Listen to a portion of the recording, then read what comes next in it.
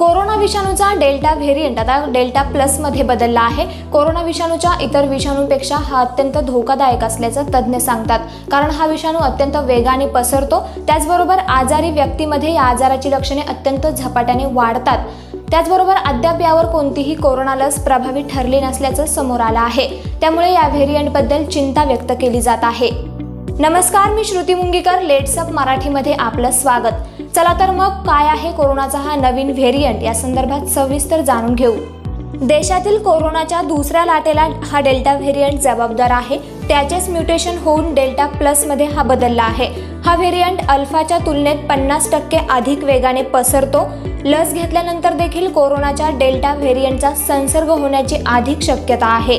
या विषाणूमुळे तिसऱ्या लाटेत रुग्णांची संख्या अजून वाढू शकते, असा अंदाज तज्ज्ञांनी व्यक्त केला आहे। या संदर्भात इंडियन मेडिकल असोसिएशनच्या महाराष्ट्र शाखेचे माजी अध्यक्ष डॉक्टर अविनाश भोंडवे यांनी सविस्तर माहिती दिली आहे। महाराष्ट्रातल्या अमरावतीमध्ये ज्यावेळेला काही रुग्णांचं जिनॉम टेस्टिंग म्हणजे आंतररचनेच्या तपासण्या केल्या गेल्या, त्यावेळेला त्या विषाणूमध्ये सुद्धा म्युटेशन झालं आहे असं लक्षात आलं आहे। हा महाराष्ट्रात तयार झालेला विषाणू होता आणि अतिशय बाधक स्वरूपात होता आणि त्याला B.1.617.1 आणि 2 अशी नावं दिली गेली। हा डबल म्युटंट होता आणि याला नंतर WHO याला डेल्टा आणि कॅपा अशी नावं दिली।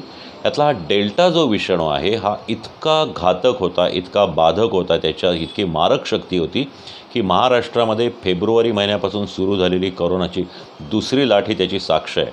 याच्यामध्ये 1 लाखापेक्षा जास्त म्हणजे या दुसऱ्या लाटेमध्ये जवळजवळ 50,000पर्यंत लोकांचा मृत्यू झाला केवळ 4 महिन्यामध्ये। त्याचबरोबर ऑक्सिजनचा तुटवडा होता। अनेक ठिकाणी अनेक लोकांना खूप मोठ्या प्रमाणामध्ये बाधा झाली। त्याच वेळेला हा विषाणू महाराष्ट्राबाहेर दिल्ली, राजस्थान, गुजरात, तामिळनाडू, आंध्र प्रदेश, केरळ अशा ठिकाणी पसरला आणि अतिशय मोठ्या प्रमाणामध्ये संपूर्ण भारतभरामध्ये याची वाढ होत गेली। हा डेल्टा विषाणू हा भारतातून इंग्लंड, त्याचप्रमाणे अमेरिका, स्पेन या ठिकाणी मोठ्या स्वरूपात सापडला। आता प्रश्न असा होता की आत्ता म्हणजे या साधारणतः जून महिन्यामध्ये या डेल्टा विषाणूमध्ये सुद्धा परिवर्तन झालं आहे आणि त्याचं नाव आता AY.1 किंवा डेल्टा प्लस असं त्याचं नाव ठेवलं गेलं आहे। हा जो विषाणू आहे हा विषाणू कशा स्वरूपाचा आहे याच्याबद्दल अजून फारशी कल्पना नाही। मात्र एक गोष्ट अशी लक्षात आलेली आहे की ह्या विषाणूला आत्ता आपल्या भारतामध्ये जे कृत्रिमरित्या द्यायच्या अँटीबॉडीज आहेत, म्हणजे उदाहरणार्थ त्याला मोनोक्लोनल अँटीबॉडीज म्हणतात, त्याची कॉकटेल या स्वरूपात ते दिले जातात आणि त्याच्यामुळं रुग्ण वेगाने बरे होत आहेत अशा प्रकारचेही निष्कर्ष हैदराबादमधून आणि महाराष्ट्रातल्या लातूरमधून आलेले आहेत। त्याचप्रमाणे जगभरातही याच्यावर हे जे अँटीबॉडी कॉकटेल आहे त्याला मोनोक्लोनल अँटीबॉडीज म्हणतात, त्याचे रिझल्ट खूप चांगले आहेत। परंतु हा जो आता डेल्टा प्लस विषाणू आहे हा मात्र या मोनोक्लोनल अँटीबॉडीजला दाद देत नाही। त्याच्यामुळे आता तोही एक प्रश्न येईल। त्यामुळे आता कोरोनाची तिसरी लाट याच विषाणूमुळे येणार का, ती किती प्रमाणात भयावह स्वरूप धारण करणार, या सर्व शक्यतांच्या पार्श्वभूमीवर खबरदारी घेणे गरजेचे आहे।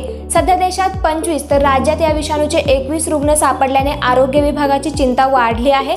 यासाठी सर्वात महत्त्वाचे आहे ते म्हणजे आपण प्रत्येकाने पुरेशी खबरदारी बाळगणे, बाहेर जाताना कोणत्याही परिस्थितीत मास्क न काढणे, विनाकारण बाहेर जाणे टाळणे, लक्षणे दिसल्यास वेळेत तपासणी करणं हे देखील अत्यंत गरजेचं आहे।